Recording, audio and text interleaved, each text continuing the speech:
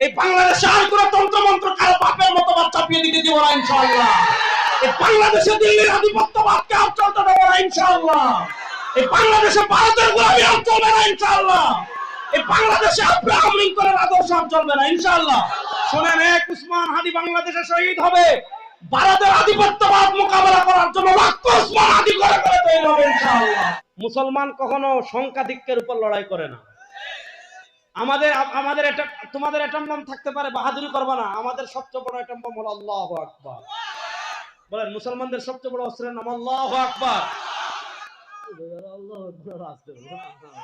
আল্লাহু আকবার, আল্লাহু আকবার, নারায়ে তাকবীর, নারায়ে তাকবীর।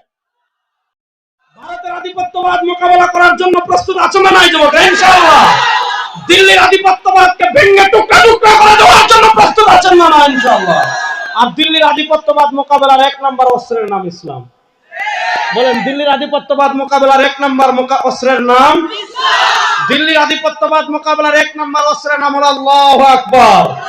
এই আল্লাহু আকবার এতদিন আমরা ওয়াজ মাহফিলে দিয়েছি, খানকায় দিয়েছি, মিছিলে দিয়েছি।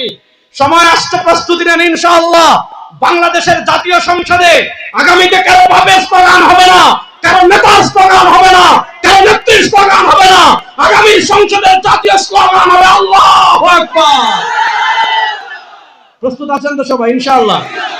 বলেন না সবাই, প্রস্তুত আছেন তো সবাই ইনশাআল্লাহ? এবার আবার মূল আলোচনায় আসেন। তাহলে বিচার কেমনে হবে, এটা ইসলামে আছে না নাই? বলেন না, বলেন না, বিচার কেমনে হবে, ইসলামে আছে না নাই? রাষ্ট্র কেমনে চলবে, ইসলামে আছে না নাই? সমাজ কেমনে চলবে, ইসলামে আছে না নাই? অর্থনীতি কেমনে চলবে, ইসলামে আছে না নাই? বাসটা দে আমাদের এই জায়গায়। কেমনে বাস দে? আমাকে আপনাদেরকে শিখাবে। ইসলাম থাকবে বিয়েতে, ইসলাম থাকবে তালাকে। মনোযোগ, ইসলাম থাকবে বিয়েতে, ইসলাম থাকবে তালাকে, ইসলাম থাকবে ত্যায্য সম্পত্তি বন্টনে, ইসলাম থাকবে ওয়াকফে।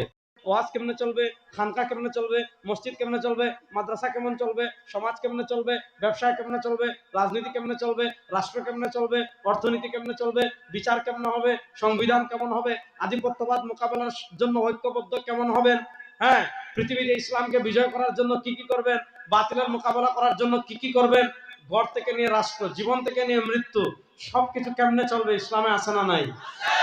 জোরে বলেন, ইসলামে আছে না নাই? আরে ভাই, যার ঘরে খাবার আছে তার ভিক্ষা করার প্রয়োজন নাই, যার পোশাক আছে তার ভিক্ষা করার প্রয়োজন নেই।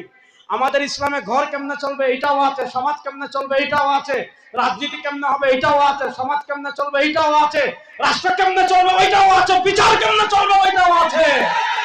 সুতরাং ইসলামে সবকিছু আছে। আমরা ইহুদিবাদের কাছে ভিক্ষা করার জন্য যাওয়া লাগবে না, আমেরিকার কাছে ভিক্ষা করার জন্য যাওয়া লাগবে না, আব্রাহাম লিঙ্কনের কাছে ভিক্ষা করার জন্য যাওয়া লাগবে না। তারা আদর্শ ভিক্ষা করার জন্য আমাদের কাছে আসবে, আমরা যাব না।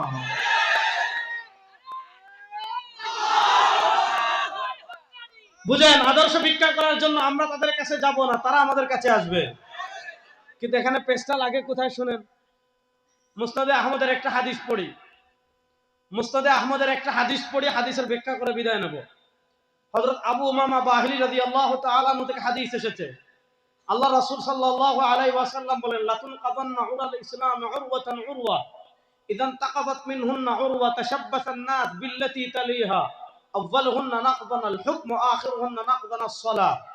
আল্লাহ রাসূল সাল্লাল্লাহু আলাইহি ওয়াসাল্লাম বলেন, এখানে দেখেন আমি বসে আছি, চেয়ারের খুঁটি আছে, এখানে প্যান্ডেল করেছেন, প্যান্ডেলের খুঁটি আছে, চেয়ারের হাতল আছে।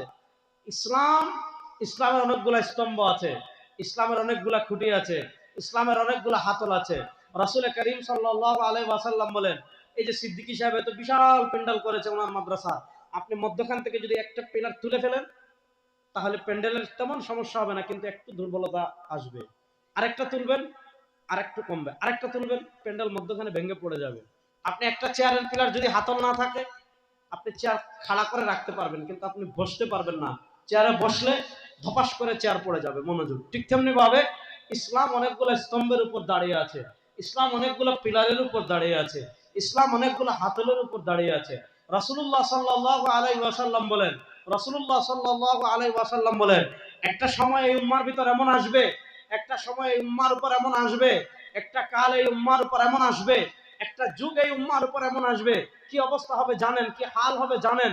লাতুল কাদান্না উরাল ইসলাম উরওয়াতান উরওয়া, ইসলামের স্তম্ভ, ইসলামের হাতল, ইসলামের খুঁটি একটা একটা একটা একটা করে ভেঙে ফেলা হবে। ইদান তাকাদাত মিনহুন্না উরওয়া, একটা স্তম্ভ ভেঙে ফেলা হবে।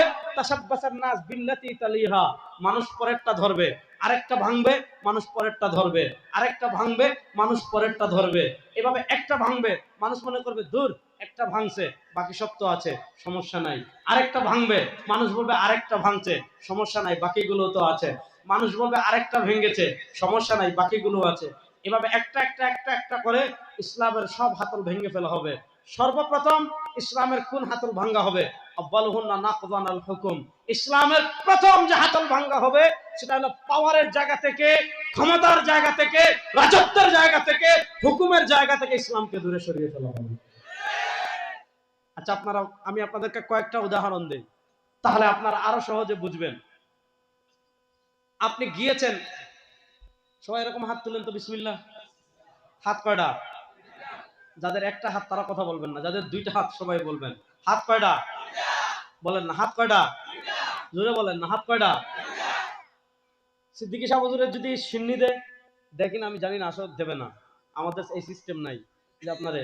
অথবা খাবার যদি খাওয়ায়, অথবা আপনি রেস্টুরেন্টে খাচ্ছেন, ভাত খাবেন কোন হাতে, পানি খাবেন কোন হাতে? আমাদের দেশের মানুষ সিগারেটটাও খায় কোন হাতে? ডাইন হাতে। মনোযোগ দিয়া বুঝেন ভাই, হাত তো দুইটা সমান, হাত তো দুইটা সমান। এই হাত দিয়ে যা করতে পারেন, এই হাত দিয়ে তাও করতে পারেন। এই হাতে 5 আঙ্গুল, এই হাতেও 5 আঙ্গুল, এই হাতে 5টা নখ, এই হাতেও 5টা নখ। প্রশ্ন হলো, হাত দুইটা সমান হওয়ার পরও আপনি ডান হাতে খাচ্ছেন কেন, বাম হাতে খাচ্ছেন না কেন? হাত দুইটা সমান হওয়ার পরও আপনি বাম হাতে ইস্তিনজা করছেন, ডান হাতে ইস্তিনজা করছেন না কেন? ডান হাতে কেন খাচ্ছেন, কেন ইস্তিনজা করছেন না? বাম হাতে কেন ইস্তিনজা করছেন, ডান হাতে কেন করছেন না?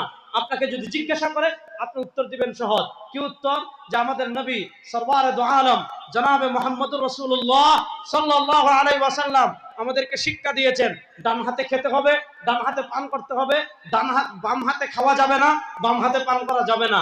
আমাদের নবী আমাদেরকে শিখিয়েছেন, বাম হাতে ইস্তিনজা করতে হবে, ডান হাতে করা যাবে না। আলহামদুলিল্লাহ, গুড। আপনি খাবারের ক্ষেত্রে কোন হাতে খাবেন, কোন হাতে খাবেন না, কোন হাতে ইস্তিনজা করবেন, কোন হাতে ইস্তিনজা করবেন না, এই ক্ষেত্রে আপনি নবীর শিক্ষা মানছেন, নবীর আদর্শ মানছেন। আলহামদুলিল্লাহ। মনে করেন আপনি একটা এলাকায় গিয়েছেন, রাঙ্গামাটির কোনো পাহাড়ে গিয়েছেন, কক্সবাজারের কোনো বিচে গিয়েছেন, আপনি ওদিকে গিয়ে খাগড়াছড়ির কোনো পাহাড়ে গিয়েছেন। যাওয়ার পর দেখলেন এক ব্যক্তি তেল দিয়ে একটা জিনিস ফ্রাই করতেছে, এরকম বিকট উদ্ভট গান, আপনার মাথা ব্যথা করতেছে। এরকম গান আপনি জীবনে কোথাও পান নাই। তারে জিজ্ঞেস করলেন, ভাই জীবনে তো বহু ফ্রাই দেখলাম, জীবনে তো বহু কিছু করা দেখলাম, তুমি এমন কি ফ্রাই করছো যে গানটা আমি জীবনে পাই নাই, আমার মাথা ব্যথা করছে? সে বলল, আজকে আমার খেতে গেছিলাম ধান কাটতে, গিয়ে দেখি গড়তে এরকম বিশাল বিশাল 2টা ইঁদুর আছে, যারা কি করছে, আমার ক্ষেতের ধান খেয়ে এই মোটা হয়ে গিয়েছে। 2টা ইঁদুর দেখে আমি আমার লোভ সামলাইতে পারি নাই, এখন কি করেছি, 2টারে জবে দিছি আল্লাহর নামে। আল্লাহর নামে তার জব করা ইঁদুর যাবে না, চামড়া খসিয়ে এখন এটাকে ফ্রাই করতেছি, ভাজি করতেছি। আপনি খাওয়াইতে চাইলে, আপনি খেতে চাইলে আপনাকে খাওয়াবো। আচ্ছা, কেউ যদি ইঁদুর ফ্রাই আপনারা দেয়, আপনি খাবেন? বড় আসতে বললেন। কেউ যদি ইঁদুর ফ্রাই আপনাকে দেয়, আপনি খাবেন? কেন খাবেন না? ইঁদুর খাওয়া হারাম, আমাদের ইসলামে ইঁদুর খাওয়া হারাম। আপনি গেছেন চেন্নাইয়ে, আপনি গেছেন দিল্লিতে, আপনি গেছেন পাঞ্জাবে, আপনি গেছেন দার্জিলিং এ, আমাদের ঢাকায় আপনি ফজরের পরে দেখবেন বিভিন্ন রাস্তার মোড়ে বনাজি শরবত বিক্রি করে। কেন? গাছের শিকড় দিয়ে, এগুলা দিয়ে শরবত বিক্রি করে। কেন? যে এটা খাইলে আপনার পেটে গ্যাস্ট্রিক থাকবে না। আপনি গেছেন দিল্লিতে, আপনি গেছেন চেন্নাইয়ে, আপনি গেছেন হায়দ্রাবাদে, যাওয়ার পর দেখলেন ফজর পরে বালতিতে করে লাইন ধরে মানুষ পানি খাচ্ছে। আপনি মনে করছেন হয়তো দামি কোনো পানি, নাহলে পানি খাওয়ার জন্য এরকম লাইন ধরে কেন? আপনি কৌতূহল নিয়ে লাইনে দাঁড়াইছেন, জিজ্ঞাসা করেছেন, ভাই কি খাচ্ছেন? বলল, আমাদের মহান প্রভু গরু, উনি সারা রাত তার পবিত্র জিনিস খসিয়েছেন, পেশাব করেছেন। যেহেতু প্রভুর পবিত্র জিনিস, এটা আমরা নিচে ফালাই নাই, বালতিতে সংরক্ষণ করছি। এখন বরকত মনে করে আমরা ফজরের পর দিনের সূচনায় প্রথমে ভাতও খাচ্ছি না, চাও খাচ্ছি না, মধুও খাচ্ছি না, বিস্কুটও খাচ্ছি না। আমাদের মহান প্রভু গরু যা সারা রাত্রে খসিয়েছেন সেটা আমরা পান করছি। আচ্ছা বলেন, তারা যদি গরুর পেশাব আপনারে দে, গরুর পেশাব খাবেন?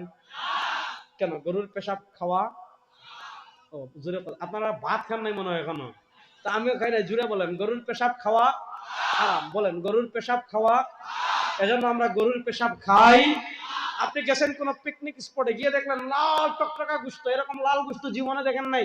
জিজ্ঞেস করলেন ভাই কিসের গোশত খাচ্ছেন, জিজ্ঞেস করলেন ভাই কিসের গোশত খাচ্ছেন, বলল আমাদের এলাকায় একটা বুড়া বানর আছে, সারা শরীরের পশম পড়ে গিয়েছে, বুড়া হয়ে গিয়েছে, এটারে জবে করছি, এটার গোশত ফ্রি রান্না করে খাওয়াচ্ছি, এজন্য বানরের গোশত লাল। আপনি খাবেন? আপনি খাবেন? তাহলে বোঝা গেল আপনি বাম হাতে খান না, নবী নিষেধ করেছেন। আপনি ডান হাতে ইস্তেঞ্জা করেন না, নবী নিষেধ করেছেন। কোন হাতে খাবেন এটা আমার নবীর আদর্শ।